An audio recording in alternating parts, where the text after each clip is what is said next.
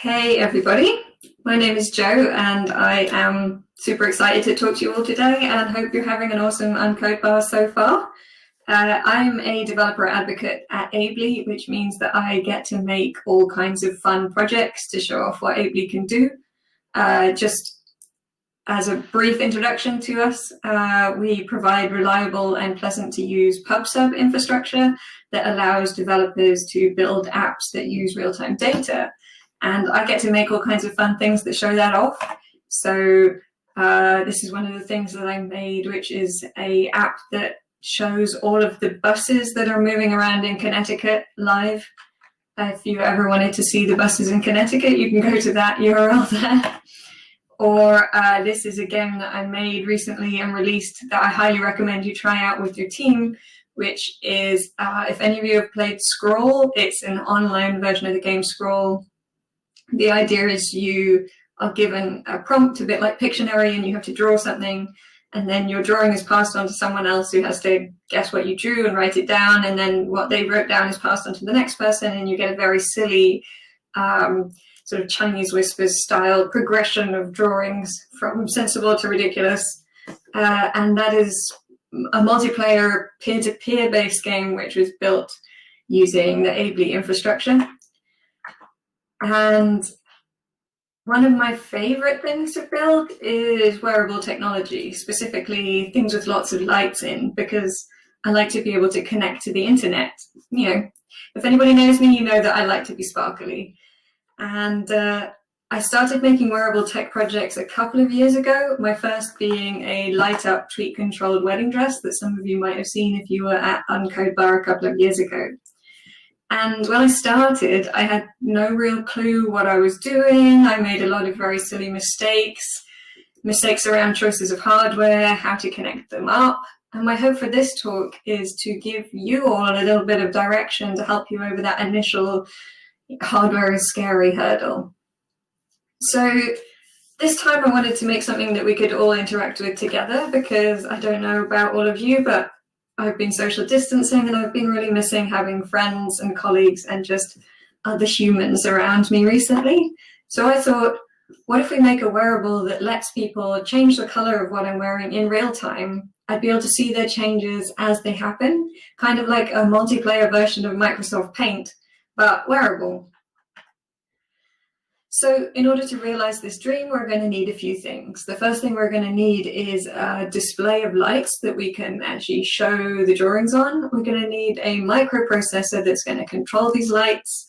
We're going to need an app where users can actually set the lights that they want. And we're going to need a method of sending messages from the app to the microprocessor. So let's start with the array of lights. It's going to be a 16 by 16 grid of LEDs. And the LEDs that I'm using in this project are called addressable RGB LEDs. Addressable means that we can target each one individually. So basically each one in the circuit is numbered from 0 to however many you have, and you can target each one by its number. And RGB just means that you can set it to basically any color that you can think of, using a similar color value to what you've probably seen in your CSS when you set RGB and then 3 values. That's exactly what we're going to be setting here. And the product name of these, if you're looking to buy them, is NeoPixels. And the brilliant thing about these is that they come in these ribbon strips, which makes working with them nice and easy because we don't have to individually solder each LED. When I made the wedding dress, it had 200 individual lights in it, and I bought them all as individual separate little LEDs.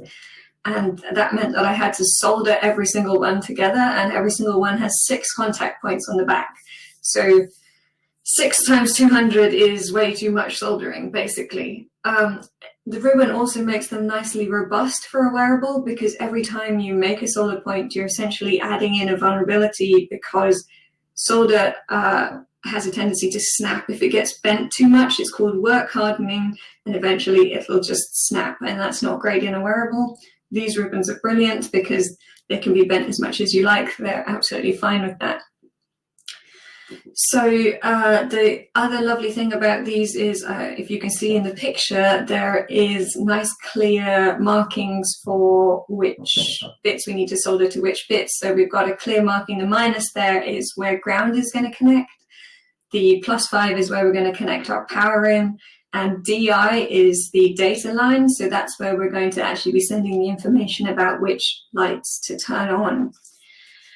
So to keep the strips safe in a wearable, what I did was I sewed 2 pieces of fabric together to make long pockets to insert each strip into. I visualized it for you here, and I will show you my actual sewing, but just to warn you, I am not very good at sewing. It's not very neat. So this is what the sewing actually looked like. And once the strips were inserted into each pocket, they needed to be soldered together so that the power and the data lines are each connected up correctly, because I had 16 strips of 16 pixels. So you can buy a soldering iron and solder online for about £30. And here what I used was, it's called single core copper wire. I use that because it's much easier to solder. So you can imagine you've got basically one point that you're putting solder on, and it's nice and neat and easy.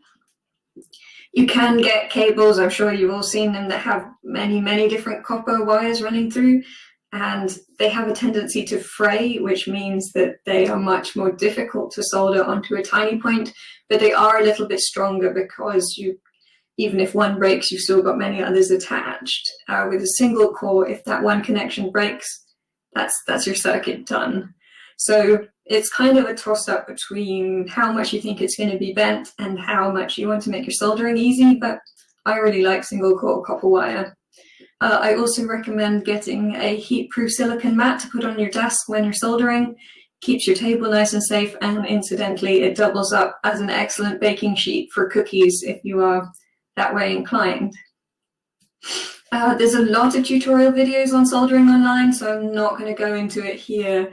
Suffice to say that it is not too scary. Once you've had a few goes of practices, you'll get the hang of it pretty quickly. So once both ends of the LEDs are soldered up, we have a flexible finished LED array. Now let's see. Yeah, here we go. It looks like this. It's nice and bright. It's bendable. It's pretty much everything that you want from a wearable. So now we have an LED array. We need a way to control what colors we're going to send to the LED array. And we're going to use a microprocessor here because they're great. They're nice and small, so perfect for fitting in a wearable, but they can do enough calculations to send colors to lights. And the one that I used is this one. It's called the Adafruit Feather Huzzah. I like this one because it's super small. It's 5 centimeters by 2 centimeters. I don't know if you can see it here, but it's tiny. It weighs 5 grams. It's got Wi-Fi on the board, which is brilliant because it means you can easily connect it to the internet without having to, solder on extra peripherals. So something like the Raspberry Pi comes with Ethernet, but not Wi-Fi, so you need to add on something extra. And it's not too expensive. They're about £24 to buy online, and you can buy off-brand ones, which are even cheaper. It's low power, which means it can take USB, either from a USB battery or from, you can plug it directly into your machine, and it runs C and C++ code out of the box. And you can write software for it using the Arduino IDE, which we love because it's free and it comes with all of the libraries and example code that we need in order to get up and running with the board. You can download it at the Arduino website.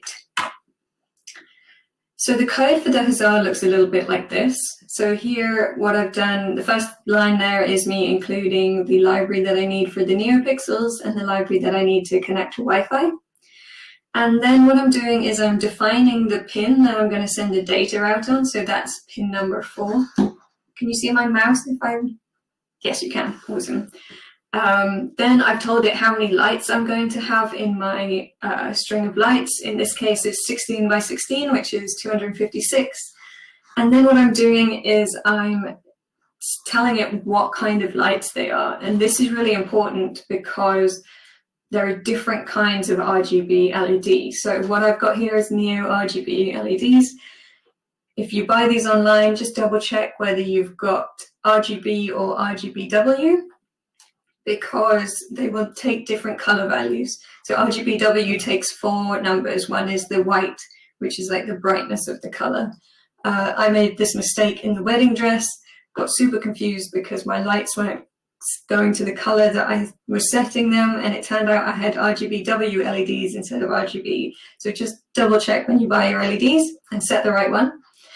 Then what we're doing is strip.begin is how we initialize the strip, get it ready to receive colors and set all of the lights to off. And then here we're looping through every single light, so from 0 to the total number of lights. And we're using this function which sets the pixel color, which takes the pixel number and a color. So you might recognize 255, 255, 255 as white. So what we're doing here is going through every single light and setting it to white.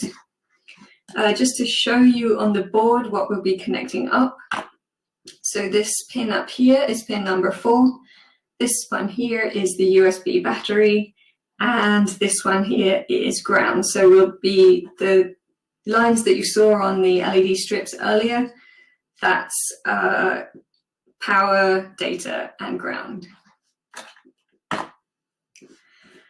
So now we have a display and we have a way of controlling it. We need to be able to tell the controller what colors to set. And being a web developer, I opted for a web app, of course. And you can check out the code of the web app here. And in fact, all of the code for the Arduino is here as well. I will share the links out at the end, so don't worry. And I will share the whole presentation as well, which has all my speaker notes in it. You can peruse the code at your leisure. And the app looks like this. It has some buttons at the top where users can pick a color, and then it has, this is an SVG of squares, and each square represents a pixel in the array. So we've got 0, 1, 2, 3, 4, etc., etc. So once a user picks a color and then picks a square, the app will update to fill the color of the square to the color that they selected.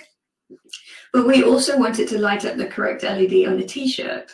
And we can do that using a real-time messaging service to send messages containing the color and the pixel number from the app to the t-shirt. And in this case, of course, I'm going to use Ably to do this, which allows me to create a channel which I'm going to send messages out on and to publish messages to that channel from the app as they happen. The microcontroller on the t-shirt can then subscribe to this channel to get those messages as they happen. We can also subscribe all the other users of the app to this channel so that their displays in the app will update as other users make changes. So every time a pixel is changed, a message is published to the channel and all of the subscribers will receive it. And you can have a go at the app at this URL here. So I'm just going to plug in my t-shirt and let's see if we can get this working.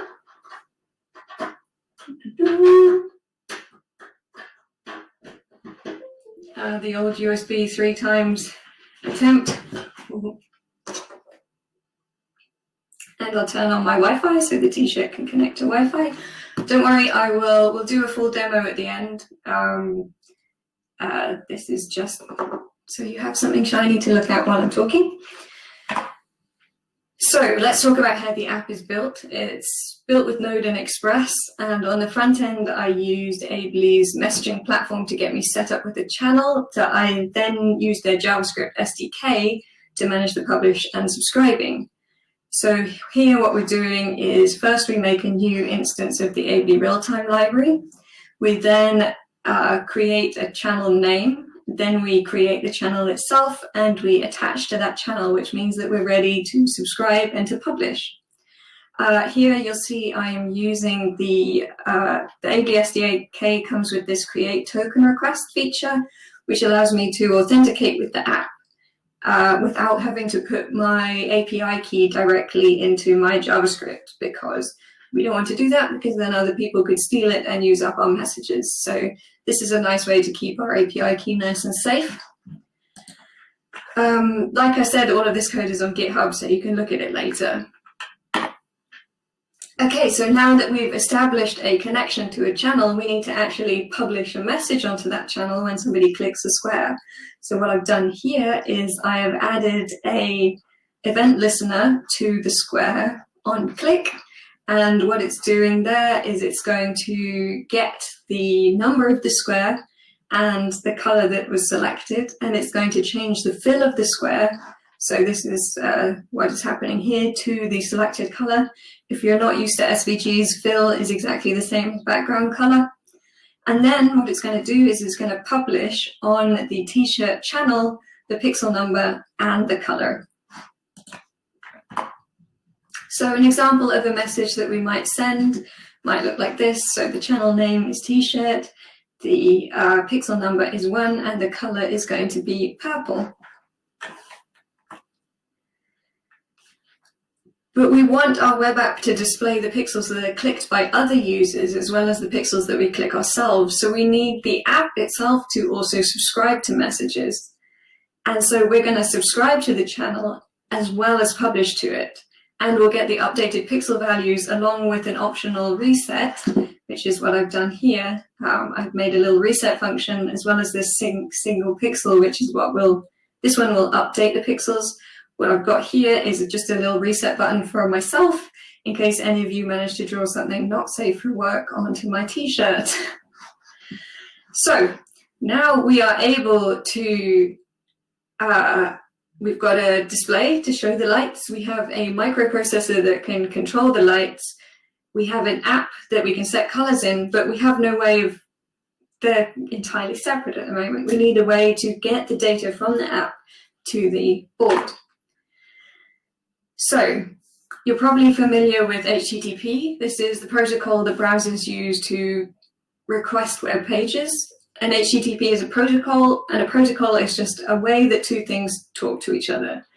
And HTTP is great. It powers websites and APIs. It's built to be very descriptive and flexible, and it can be used for IoT connections. In fact, it's what I use in my wedding dress, but it's not lightweight and it's not very fast. And the problem that I suffered in the wedding dress is because it's pool only, it means that you have to constantly connect and poll on it. So you're saying, are there any updates? Are there any updates now? How about now?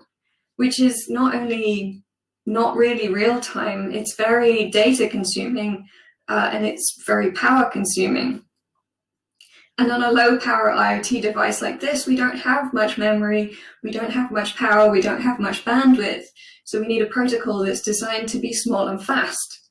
And that's where MQTT comes in, which is the message queuing telemetry transport protocol, a name which nobody seems to remember or care. It's just called MQTT, even on their website.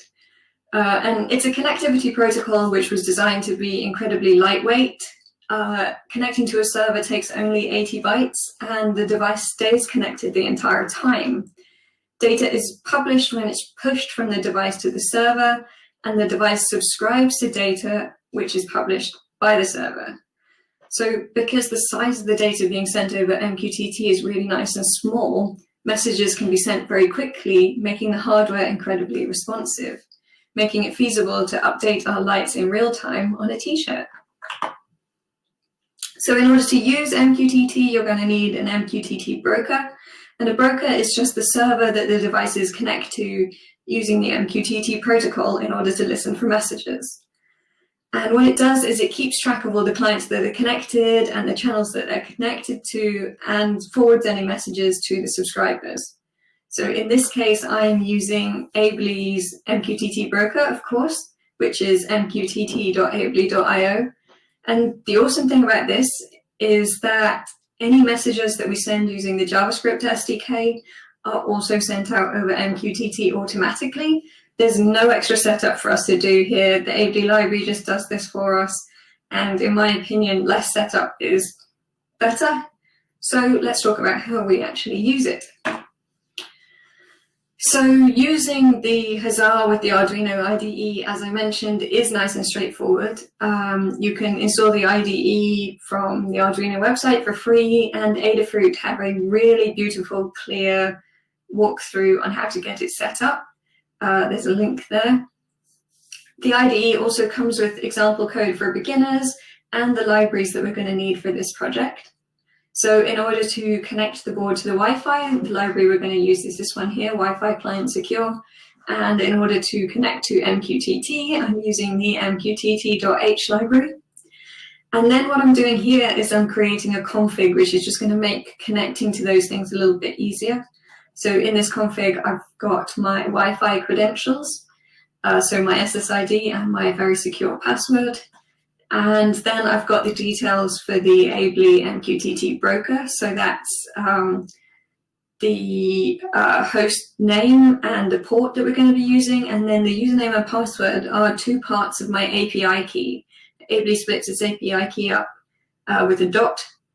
And so you're just going to split the two up there. And then this scary looking blob of hex code here is called a fingerprint or a thumbprint, depending on which browser you're using. And that is the fingerprint of the SSL certificate for mqtt.ably.io. And it needs this in order to actually connect via MQTT. If you don't provide this fingerprint, the connection will fail. But the nice thing is that once you've added it in there, you can just completely ignore it. And then the final thing that we've got here is tshirt, which is the name of the channel that we're going to be using. So similar to what we did for the web app, we need the Huzzah to connect to the Ably MQTT server and then to subscribe to the channel. So first we create a new instance of the Wi-Fi client secure and the MQTT client. And then while we're connected to the Wi-Fi, the client lets us use MQTT to connect to the Ably channel using the credentials that we set in the config. And then once a message is received, so on message, we can process it. So let's say that we received the message that we looked at earlier. So this one here, which the message itself was 001 and AA00FF. In order to actually set these colors on the board, we need to first split the message that we've received at the hash character into two separate strings. So that's what we're doing here.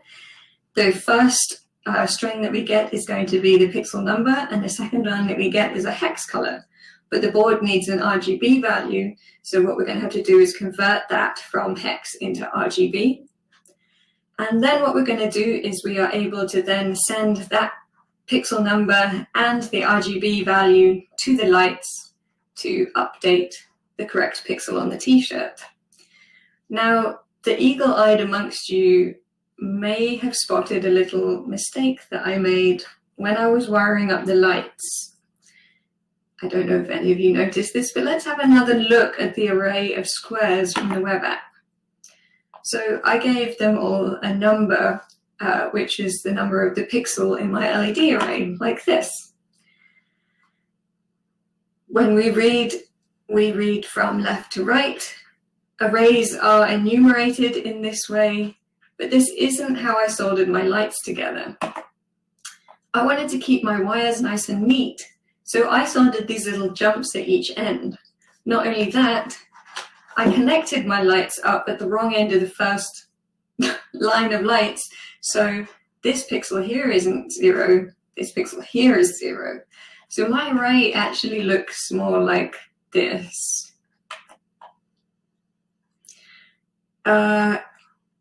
Which is not how arrays are enumerated. But I've affectionately termed this snake mode, which means that I have to essentially reverse every other line of the array. Oops. So on the board, what I did was I made a method that checks whether the position needs to be reversed. So here what I'm doing is I'm using the X and Y values to work out where the pixel should actually be. So we've got X, which is across, and Y, which is up and down. So to calculate which row the pixel is, first of all, we divide the pixel number by 16, and then modulo 2 to work out whether we're on an odd or an even row. And then what we do is we work out how many pixels came in the row before that pixel. If it's an odd row, then we minus the X position from 15 to get the reversed position and add the number of pixels that came before onto that. If it's even, we just take the number. And I'm told that this is actually how some pixel arrays work, due to the exact reasons that I made it this way, because you have fewer trailing wires.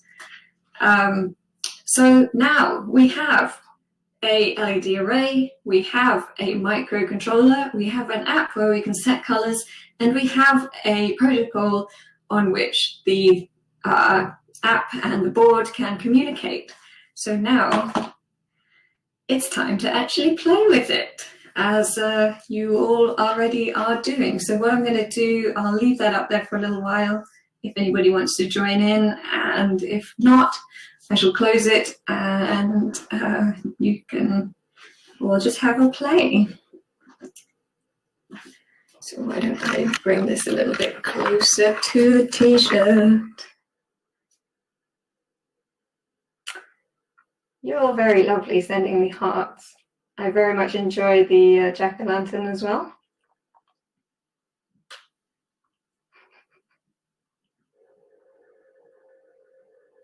You're all very polite as well, staying out of each other's drawings. I love it. The last few times I've done this, everybody was just drawing all over everybody else's stuff. This is brilliant. Okay, I've got one last slide for you, which is just to say thank you so much for listening, everybody, and that I hope that I've demystified a little bit of IoT and hardware for you, and that it encourages you to give it a try. If you do want to make a hardware project yourself, I am always happy to answer questions on Twitter or to help you out with code. You can find me at This Is Joe Frank on Twitter or at Ably Realtime. That is the repo on Git. I will share out the slides. Thank you for listening, and if you have any questions, now's the time. Oh, you're all so lovely, thank you.